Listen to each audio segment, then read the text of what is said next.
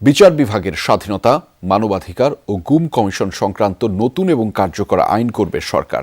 এ ধরনের ৭টি অধ্যাদেশের বিল পাশ না হলেও তা বাতিল হয়নি বলে জানিয়েছেন আইন ও স্বরাষ্ট্রমন্ত্রী। বলেছেন, এসব অধ্যাদেশের ত্রুটি, সাংঘর্ষিক ধারা আলোচনার মাধ্যমে সংশোধন করে নতুন আইন করা হবে।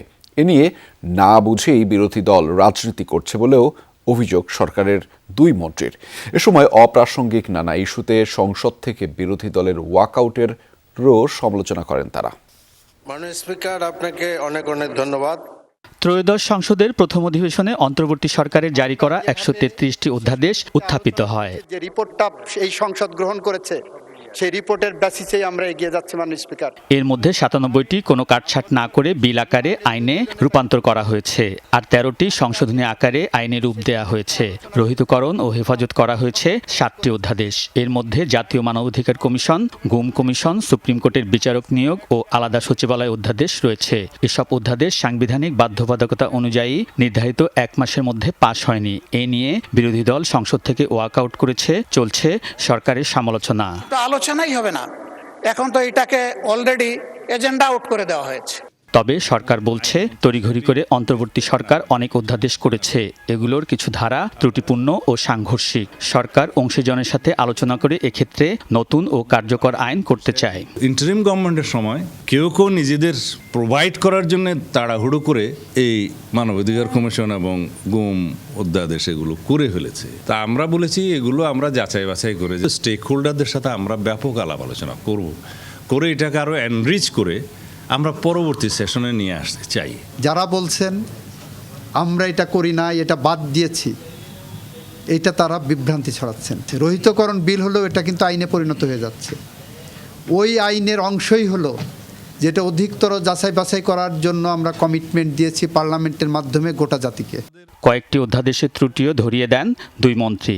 একজন গুমের শিকার হলো, তার পরিবার গেলেন আইসিটি বলল যে আমি এটা নিতে পারবো।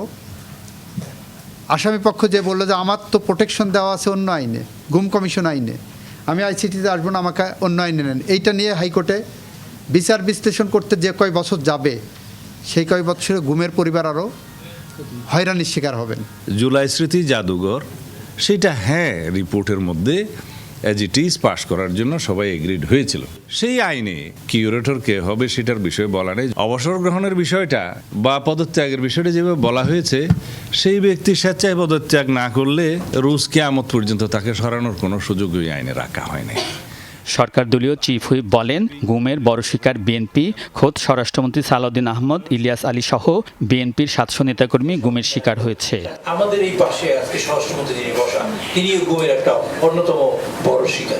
ইলিয়াস আলী সাহেব গুম হয়েছেন, আমাদের চৌধুরী আলম গুম হয়েছেন, এরকম প্রচুর মানুষ গুম হয়েছেন। গুমের আইনটাকে আমরা খুব হালকা করে দিলাম, আমাদের মাননীয় আইনমন্ত্রী সেটাকে গ্রহণ করবেন।